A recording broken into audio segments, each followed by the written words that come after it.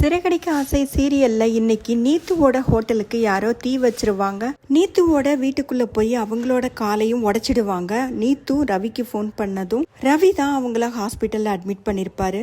ரவி கிட்ட நீத்து இது எல்லாத்துக்குமே காரணம் உங்க அண்ணா தான், உங்க அண்ணா முத்து தான் நேத்து ஹோட்டலுக்கு வந்து மிரட்டிட்டு போனாரு, இன்னைக்கு அதே மாதிரி நடத்திட்டாரு அப்படின்னு சொல்லுவாங்க. ஆனா போலீஸ் அவங்க கிட்ட வந்து விசாரிக்கும் போது இது எல்லாத்துக்கும் காரணம் யாருமே இல்லை, இது ஒரு ஆக்சிடென்ட் தான் அப்படின்னு சொல்லி மறைச்சிடுவாங்க. தற்செயலாக முத்து நைட் டியூட்டியை முடிச்சுட்டு வீட்டுக்கு போயிருப்பாரு. அந்த நேரத்துல ரவியும் வீட்டுக்கு வருவாரு. வந்த உடனேவே முத்துவோட சட்டையை பிடிச்சுக்கிட்டு முத்துக்கிட்ட சண்டை போடுவாரு. என்னடா எதுக்குடா என்ன அடிக்கிற, என்ன விஷயம் சொல்லு அப்படின்னு சொல்றதும், ஏன் தெரியாத மாதிரி கேக்குற, நீத்துவோட ஹோட்டலுக்கு தீ வச்சிருக்க, அதே மாதிரி நீத்துவோட காலையும் உடைச்சிருக்க, அவங்க இப்ப ஹாஸ்பிட்டல்ல இருக்காங்க, எதுவுமே தெரியாத மாதிரி நடிக்கிறேன்னு முத்துக்கிட்ட சண்டை போடுவாரு. மனோஜுக்கு கேட்கவா வேணும், இன்னும் கொஞ்சம் எடுத்து கொடுப்பாரு. நல்லா சொல்லுடா, அவன் தாண்டா அந்த வேலையெல்லாம் பண்ணுவான், ரவுடித்தனம் எல்லாம் பண்றதுக்கு வேற யார் இருக்கா இங்க அப்படின்னு சொல்வாரு.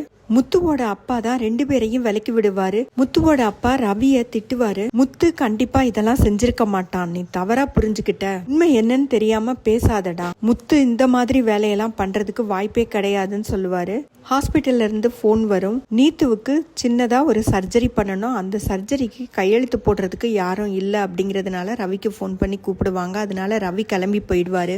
ரவி கிளம்பி போனதும் விஜயா முத்துக்கிட்ட, நீயே இந்த நீத்துவோட காலை உடைச்சதுக்கு பார்லர் அம்மா காலை உடைச்சிருந்தேன்னா இன்னும் கொஞ்சம் சந்தோஷப்படுவேன் அப்படின்னு சொல்லிட்டு போயிடுவாங்க. முத்துவும் மீனாவும் இந்த வேலையெல்லாம் யார் பண்ணியிருப்பான்னு ரொம்ப யோசிச்சு பார்ப்பாங்க. ஒருவேளை அம்மா தான் இதெல்லாம் பண்ணிட்டு தெரியாத மாதிரி நடிக்கிறாங்களோ அப்படின்னு முத்து சொல்லுவாரு. மீனா என்ன சொல்லுவாங்கன்னா, அம்மா செஞ்சிருந்தாங்கன்னா கண்டிப்பா அது அவங்க முகத்துல தெரிஞ்சிடும், அப்படியெல்லாம் இல்லைங்க, அம்மா கண்டிப்பா இதை செஞ்சிருக்க மாட்டாங்க அப்படின்னு சொல்லுவாங்க.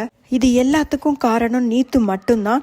நீத்து தான் ஆள் வச்சு எல்லா வேலையும் பண்ணிருப்பாங்க. இது தெரியாத ரவி வீணா முத்து மேல கோவப்படுவாரு. அவ்வளவுதாங்க இன்னைக்கு எபிசோட்.